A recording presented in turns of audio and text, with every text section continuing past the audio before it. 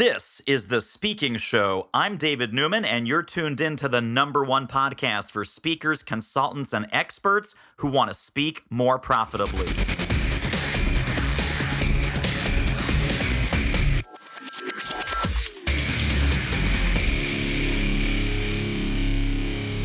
I am here with the chairman of the board, the chairman of the C-Suite Network, my buddy, Mr. Jeffrey Hayzlett.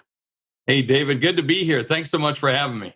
So you are like the Energizer Bunny. Good times, bad times, upside down times, crazy times. You just keep steaming ahead, serving your community, being of value, innovating, pivoting. You're an unstoppable force of nature.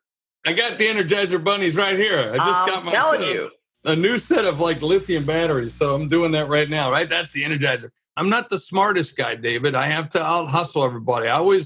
Back in 9th grade, when I was at Warner Robins Junior High School, the Jets, I won the Hustler Award. Not because I was the best athlete or the best or smart. It's just because I hustled. And that meant a lot to me because that's kind of when I started coming into my own as a kid. Up until that point, I was a gangly kid, didn't get along with everybody. You know what I mean? All the stuff that goes through your head. And I remember at that time period, it's like, wow, they recognize me for hustling. That's what I do. I hustle all the time. So yeah, that's what I do. Right before we turned on the mics, you were talking about this time compression experiment that we're living in right now. Talk about pivoting and accelerating and hustling in this current coronavirus crisis that we're recording this in. Yeah, I'm not a real believer in pivoting. I think people who are pivoting have got problems. Now, if you have to pivot, then you're in trouble because that means you got nowhere else to go and you got to pivot. I've always believed is you adapt, you change, or you die. And that's the way the business should always be doing. I just got a conversation. I was late even for this interview because I'm talking to a couple of my team members like, dude, you don't get it. You don't get it. We have to keep iterating. And they said, well, we have to redo this letter or redo that. I said, you should be redoing the freaking letters every day. You should be changing the copy every day because that's what we should be doing. And today, to me, days are weeks, weeks are months, months are years. So what I should have been doing next year or 2 years, I got to be doing in 2 months, and that's really the way you should be looking at it. So when this Corona thing came by, it was a wake-up call for me to say, oh my gosh, I have to do this differently and I have to think differently.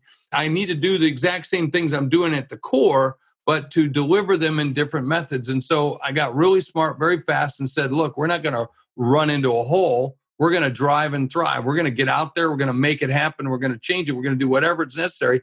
I literally have not walked out of my house, not even gone for a walk in 8 weeks. I'm working every single day right now just to do what I need to do to get the business where I want to go. And of course, it's paying off. And otherwise, the alternative sucks. I mean, the alternative for most of us, as you know, some business models are gone. They're gone. The way we look at restaurants, going back to restaurants the way it used to be. Nope, not going to happen. If I were a restaurant, I'd be thinking about how can I just open up a kitchen and get a real good reputation and just have people either deliver to them, okay, deliver an experience, but you don't have to come to my freaking restaurant. Or maybe my restaurant's going to have this small little 4 seats, 8 seats, 10 seats, or tables, and that's it. And the rest, it's opening us up for all kinds of possibility. Yeah, so incredible. Well, I want to also kind of go back to when you and I first really became friends. It was probably 6-7 years ago. And this whole C-Suite network, it was on a legal pad. But you had a very clear vision. It's going to be C-Suite TV. It's going to be the C-Suite book club. We're going to do C-Suite this and C-Suite that. We were at an NSA New York City meeting. I think it was 2013. And half the room was looking at you like, this guy's a delusional nutbag. What's he even talking about? And the other half of the room, and luckily I was in this other half of the room, are like, okay, this is a guy who is always in action, always in motion. I want to use that as the launching point because I think there's 2 kinds of entrepreneurs. There are builders and then there are growers. I'm guessing that you're probably strong in both, but your DNA is probably that builder DNA. You love building stuff. How do builders enter this growth phase and or this evolution iteration phase without going crazy, getting bored, or jumping off a bridge? Well, an evolution for most entrepreneurs is they start off as a one-man band, one-woman band. Then they add devout followers. And those devout followers are people who drink the Kool-Aid or really, drink the champagne, jump on the bandwagon, whatever. I mean, they're just in it and you're grabbing them and, hey, you're now the CFO. Hey, you're now this, you're now that, and whoever is standing by. And then you move to that next phase, which is skilled practitioners and real people that know what they're doing.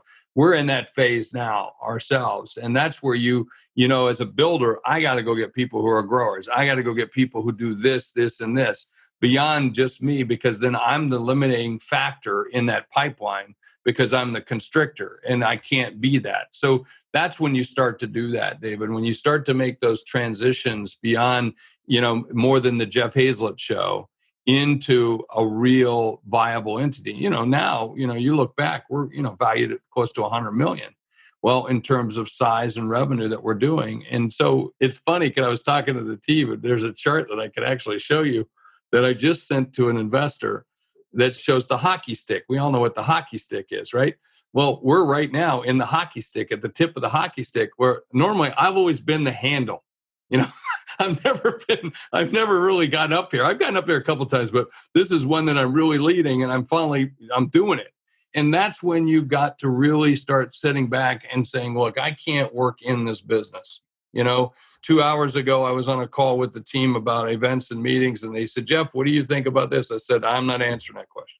And they go, what do you mean? I said, ask the people that are in here. You got 11 people in this room, in this meeting, on this Zoom call right now. You ask them. And if we can't come up with the answer, we got the wrong people in the room. And that was it. I got to go. Click. And I was off. And so that's where you start having to do that. And that's where leaders got to start really saying, Tag, you're it. You're doing it. I'm not making that decision. Well, what if I make a mistake? Well, is anyone going to die? If you're not going to die, then let's go. We're going to keep reiterating. By the way, we're going to keep failing. But the key isn't to fail fast. The key is to win fast. And right now I'm trying to win as fast as I possibly can. So I'm going to do as much as I can to get there. Wow. Oh my gosh. There's 17 follow-ups I have, but I want to put this in the context of the Hero Club and the C-Suite Advisor Network, because you've got thousands of CEOs who are connected to you in your community. You've got thousands of experts and consultants and speakers and podcast hosts that are in your community. As we're looking at growing our business, and I have the same exact problem, there's 8 people on my team right now, and a lot lands back on my desk. Yeah. And you have to have the strength. I love what you just said. I'm not answering that. I have an answer, but I don't want to be the answer for that. That's why you're here. By the way, I have my third book was Think Big, Act Bigger. My first chapter it's called The Caitlin Rule. Look it up. You can search it. There's stories I tell online about it. And it basically is, if I have to answer that question, what do I need you for? I mean, and you have to be hard about it. It's hard and it's difficult. It's just amazing that people don't take that on. And I got to have people who take that on. If you don't take that on, your days are numbered. And not that I'm being hard. It's just that, no, thank you for your service. Thank you for what you've done up to this point. But if you can't get to this point, go find something you're happier in, because you're not going to be happy here, because we're going to move so fast. I was doing this call, today. They said, well, you guys have been meeting all weekend. We're just finding out about this. I said, well, hello, what day is it? It's Monday. We've been meeting all weekend. Yes. Where were you? You want to get in on this? You meet over the weekend. You come and join our meetings. If not, shut up and we'll get to it and we'll decide what we need to get done and we'll get her done. But that's what you have to do, David. You have to put conditions of satisfaction as to what you want as a leader. Now, we train our team how to respond to us as the CEO, correct? Yeah. Yeah. So if we communicate to our team, like, David, what should the subject line of this email be? David, do you want to send this out at 2:00 or at 4:00? If I set a condition, I say, I'd rather have it done at a B or B- level. If I don't like it, I will circle back with you and coach you and teach you and give you the resources that you need to do it better next time. But please don't let me be the bottleneck. Don't make me the bottleneck. Is that a good way to handle that kind of discussion? Yes and no, because you don't have enough conditions in it. So Jason Forrest is a great sales leader and a great sales coach down in Fort Worth, Texas. Forrest Business Leadership Group or Sales Group. And so this is what he once taught: know, show, do. You know it. You need to show them, and then they need to do it. He's now added, I think, know, show, teach, do. which is, show and teach are two different things. And I think that's a good way of being able to do it. So I need to show them and teach them how to do it and to make sure to do it. I also want to lay out the conditions of satisfaction, that this is the kind of experience that I expect the letter to be, or the kind of standards that I expect that letter to be, and the kind of return I expect to get back. So that means I intend for you to use best-in-class techniques. Now, what does that mean? Well, if you don't know, you should ask, okay? If you don't know, you should learn. If you don't know, you should try until you get to that point and make sure. Does that make sense? By doing it that way, I've just said, I'm not accepting B level, my friend. I might get a B level once. We're going to have that discussion. Yeah. Twice, we're going to have a woodshed discussion. 3 times, you're out. I mean, that's it. That's the way it works in pro baseball. That's the way it works in pro business. And so we're going to have those kinds of discussions. So I'm real clear about conditions of satisfaction. So, no more than the team, we were just talking about do we use Zoom or do we use this other technology that we're looking. And they said, well, we can't use that for every meeting, meaning this other technology because it's more expensive. I said, who said that? Why would you accept that? If the experience is what we want to have is at that level, why wouldn't we give that to everyone? Well, it's more expensive. Well, what's the return by giving that expensive? Maybe we want a C-suite expense that's different than the Zoom experience everybody else gets. So again, go back to what the conditions are, figure out what that is, and then let's make that decision. But don't filter it out before we even begin. And that's a mistake that most people make.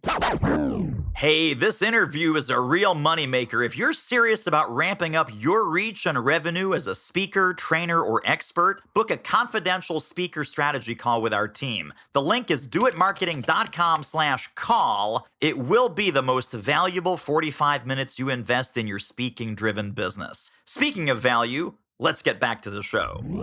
I don't want to make this Corona specific necessarily, because really it's about any crisis. It could be regulatory crisis, compliance crisis, could be market shifts, it could be AI or VR or something else coming into your business that kind of mess with your whole business model and blow it up. Whatever that disruption is, this is the time where I think frontline and middle manager people sort of freeze up and they want to cover their butt and they want to check with the boss, and now things tend to slow down. But it needs to go the other way, doesn't it? Now everyone needs to be rowing faster and in the same direction. How do we get that hustle impulse or that Energizer Bunny impulse from the CEO trickle down to the team? Well, that has to be part of your culture, in the mood of what your company is. What's the cadence that you have? Every business has a cadence. And you shouldn't slow down your cadence during these kinds of activities. In fact, you should actually speed it up, because what you do better in crisis typically.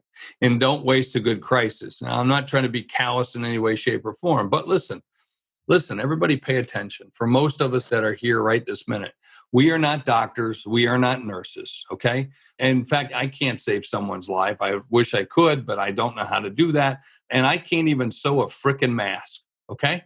But what I can do is help businesses. I am a business first responder. And so, like all of us that are thought leaders, coaches, trainers, speakers, authors, whatever you might be, your job is to be a business first responder. You should be running into the fire. And so businesses should be helping. If you're there and you're a servant company, your job should be to say, how can I help you in any way, shape, or form, that's possible? That's what we should be looking to do right now, because you're going to come out of ahead. If you sit back and, lament that you're not going to get your 1K, or United 1K or Platinum on Delta or whatever it is, and then sit on the couch and eat a bunch of bonbons, watch your business go by. Your business model is going to dry up and shrink. Most of the people working inside of the C-suite network, their businesses are like the hockey stick. They've never been busy in their life because they are truly business first responders. You have to ingest it as your culture. It has to be part of your makeup. Let me also ask you, because you always show up with such enthusiasm and such positivity when there's this global crisis, and God forbid we watch the news or read the news or spend too much time absorbed in any of that. People are looking to folks like us, like you just said, the business first responders, to be a source of optimism, to be a source of positive energy, to be a source of hope. You can't give what you yourself do not have. So how do you keep your optimism and your energy up in the face of what might be seen objectively as some pretty bad news, especially living in New York City and, the whole kind of craziness that we're dealing with? How do you stay positive? How do you re-energize yourself? How do you help your CEOs in the Hero Club do the same for their people, their community? What's that inner source that you tap into? Well, I don't want to die. I don't want to die. I don't want to die physically, mentally, spiritually, business wise. I don't want to die. So the alternative is to go backwards. I don't get that. I'm a go forward kind of person. Now, I'll relax when I need to relax. I'll take my time when I need to take the time, coast when I need to coast. But by and large, I'm a move forward person, and I've always been that way. But I don't get too doom and gloom. And partly it's because if you surround yourself with the kind of people that you most like to emulate and learn from, even though you're a different kind of guy than I am. I mean, you drink bourbon. I don't get it, but you drink it. I drink scotch. There's a much more sophisticated palate on this side of the room. But anyway, nonetheless. But my point is, look, I've got groups of people that are introverts, expressives, drivers, extroverts, and all different kinds of people, non-judgmental, judgmental, quiet. But what I do is I surround myself with those people who help me, who share, who want to learn together, who want to cheer together, and quite frankly, care. So to me, if you surround yourself with those kinds of people, whether it be in a mastermind or a council or in our group, a network of people, well, geez, you can feed off of everybody. It's inspirational, it's educational, it's motivational, and it's also rational and realistic.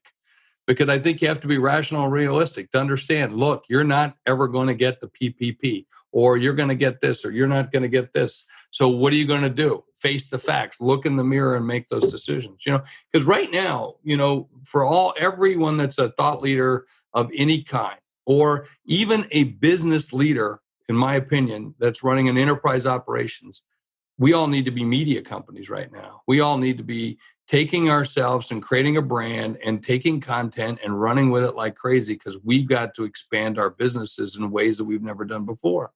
Because all the traditional things are going bye-bye. They're gone.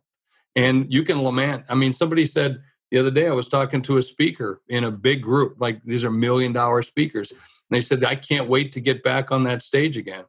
And I thought, dude, you're not getting on the stage again. You don't know. You're going to wait 6 months for that? It ain't coming back. And I made the comment to the people in the room, because they were all like, yeah, I can't wait to get on stage. And so I go, I can't wait to never walk on a stage again, because the business model to me is going to change. Now, where they invite me on the stage, oh, fine. But where they don't invite me on the stage, great, I'll take it. You want me to do a Zoom? You want me to do a webinar? You want me to do that? I'm in. If you put me in a target-rich environment, So you just want to look at it from a different perspective. That's all. What have you found? Because I know that you've done some of these big global events and you're speaking really all around the world pre-crisis. Now, it's like the great equalizer. We're all on this flat little screen. What are you doing as far as production values? What are you doing as far as engagement? How are you making the video experience a really Jeffrey Hayzlett experience? Depends on the topic and depends on the venue or the way in which it's going to be delivered. The most important thing you should be working on is the content, is that you need to be the leader of your category and you need to be that thought leader. And thought leader means a lot of different things, but you have to be, a cited entity.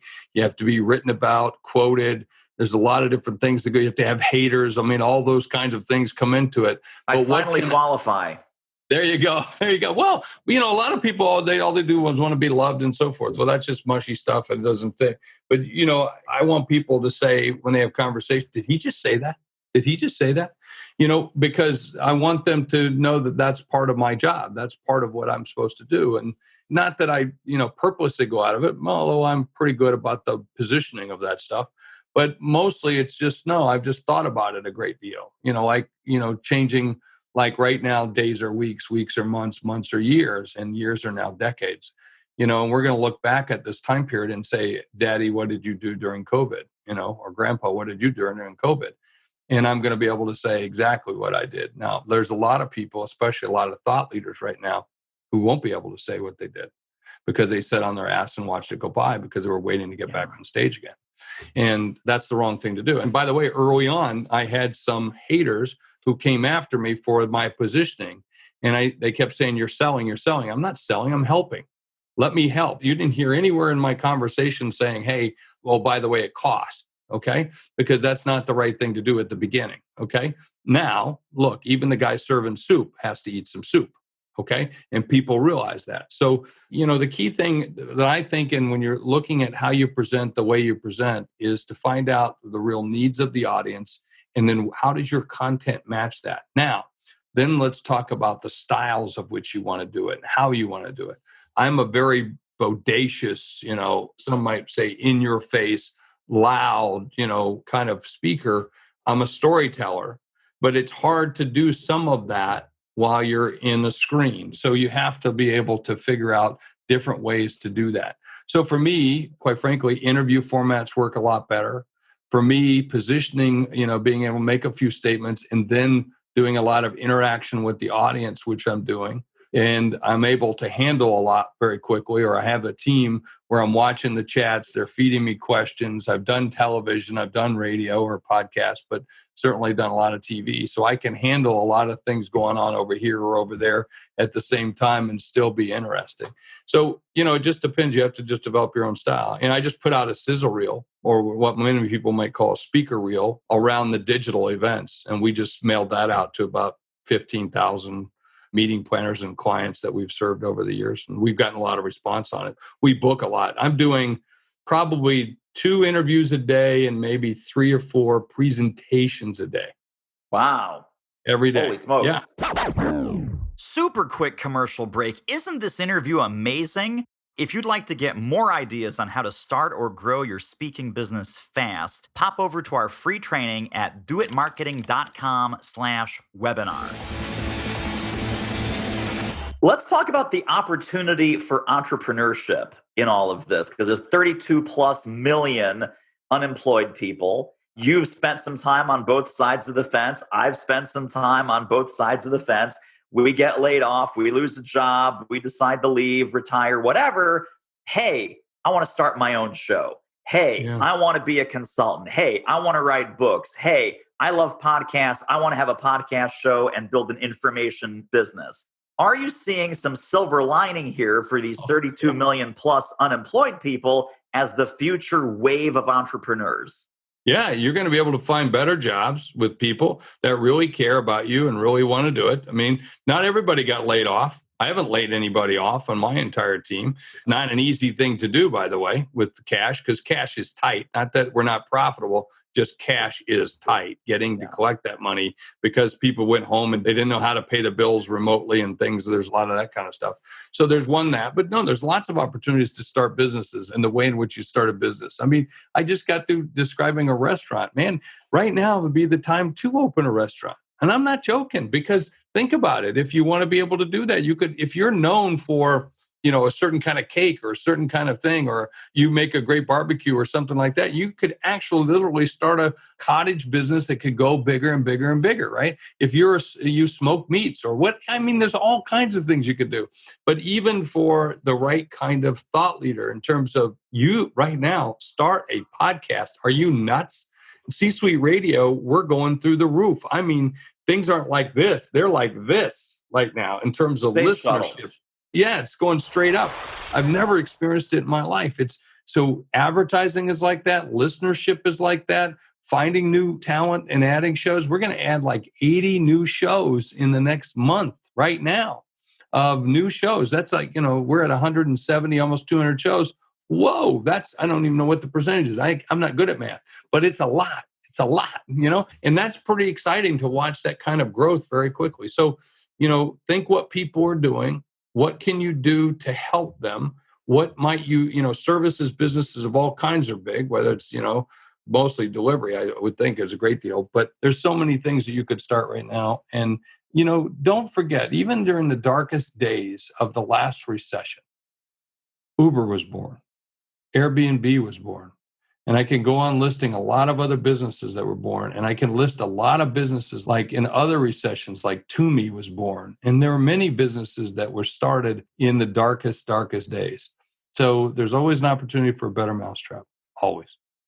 What do you think as far as, so mid-level manager, maybe even a senior manager, they might be waiting for that new normal, whatever we call it, or they might be waiting for business as usual to come back. You and I both agree it's not going to come back, or it's not going to come back in anywhere near the We're same in the new way. normal. We're in the new normal. We're in the new normal, right? We're living it. Yeah. Welcome to the future. How do you think these folks that have that business idea, what would be your encouragement to start to build their thought leadership platform today above and beyond, hey, you got a great idea, let's get you into a podcast, let's start, get a few coaching or consulting clients, start doing some webinars, start doing some free video. I'm guessing video is big in your recommendation list. Yep. What else is in the Hayzlett playbook of emerging thought leadership? Join a group.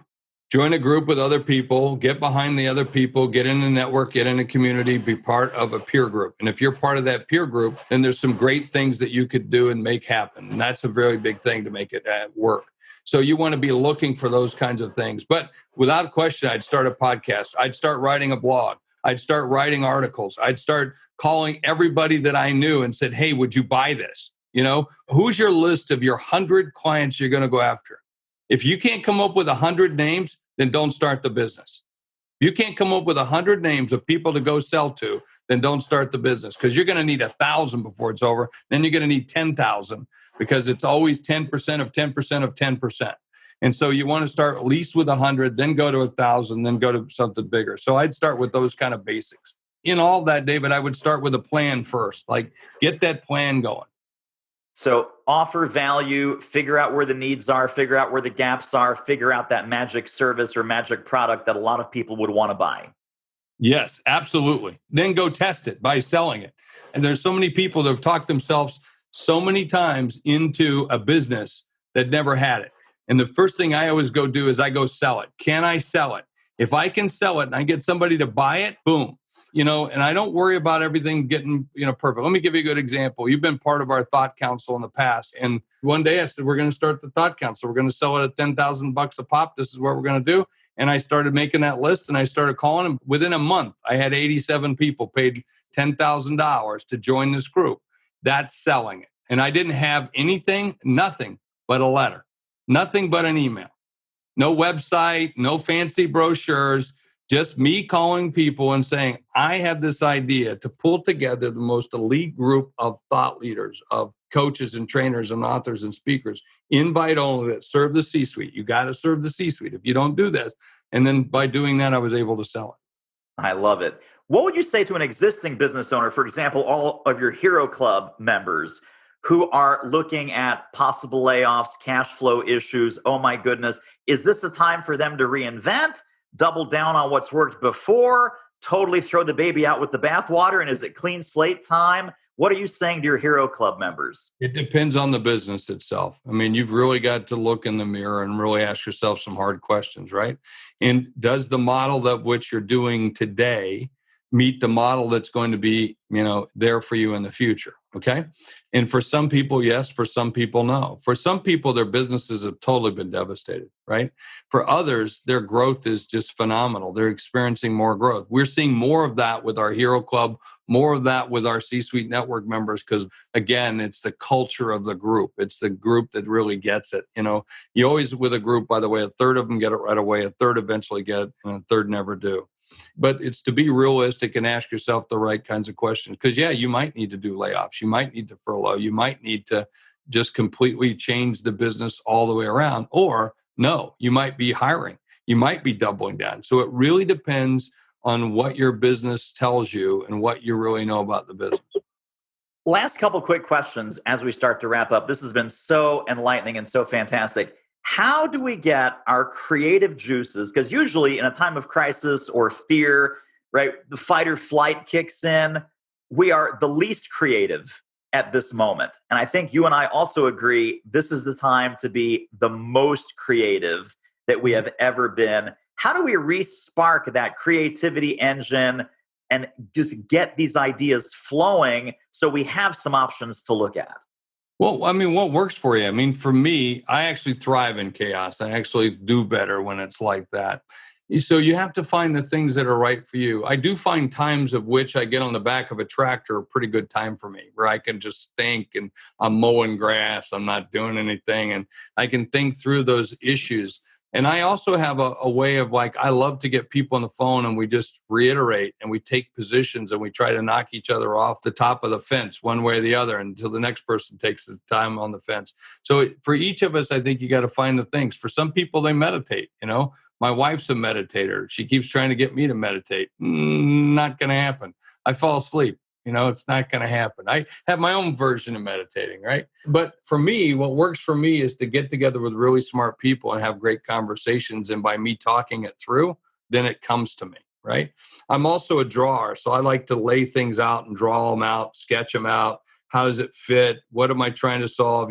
I just wrote, today I got to do videos and then I'm helping some people raise some money. But I wrote down, who do I meet with today to move the needle? So I'm thinking through like, okay, what are the 1, 2, or 3 things can I do today to help my team move the needle? And then I made a list of, high priority, middle priority, lower priority, but there's only 4 names on that list to really reach today to say, hey, I want to help you move the needle. You can help me do it. And then what can we do together to get that done? And then I, of course, wrote down some ideas on that. I love it. And by the way, I have had the privilege of sitting with you and seeing the steakhouse, butcher block paper, mind mapping, flip charting. There you go. So you are totally doing that. This was another thought leader, and I was helping her get her funnel together to go consulting and coaching, the same thing. Yeah. There you go. Sketching, mind mapping, doodling, redrawing. We're in a redrawing phase right now. Yeah. So I totally love it. Tell people how can they get connected and stay connected to more Jeff Hayzlett brilliance and the whole C-Suite network. Well, you see my name right here on the screen at Jeffrey Hayzlett. You can just look me up that way and you'll find me anywhere on social media, but it's jeff@csuitenetwork.com, jeff@csuitenetwork.com, C-suite network, just like it says right there. And if you want to write to me, it's just Jeff at that address right there. And you can reach me or my phone number, 212-786-2483. See, I don't care. You can have my phone number. You'll reach me. I love to talk to you. And I have to also just give you personal credit because I see you working. You're working 7 days a week, morning, noon, night, Scotch Sunday. Call me on Saturday. Let's talk at 7:30 tonight. You are fully available to your clients and tribe, and it's inspiring. Well, thank you. Well, now's the time we should be helping as many people as we possibly can. And by helping others, you end up helping yourself, even if we're only for spirit, even for only just, like I said before, I'm not a doctor. I'm not a nurse. I can't even sew a mask, but I can help people. And I will stay on every Zoom call. I will make every phone call. I will do every interview until I'm the very last person, until everybody has been served. It just makes me feel good too. Even if I'm not getting paid for it, even, if it's nothing but, hey, Jeff, what do you think? I mean, this morning I helped a person who has chronic Lyme disease because I know this person who set up a foundation around this and put her in touch with a doctor. Whatever. That's what you got to do. Love it. Well, thank you, my friend. Great to have you on, as always. Thank you, man. Thank you so much. And keep doing it. Well, that wraps up another episode of The Speaking Show. Hey, tell you what, if you like us, rate us and review us on iTunes. Subscribe. Tell a friend. Go grab the notes and downloads and extras at thespeakingshow.com. See you next time.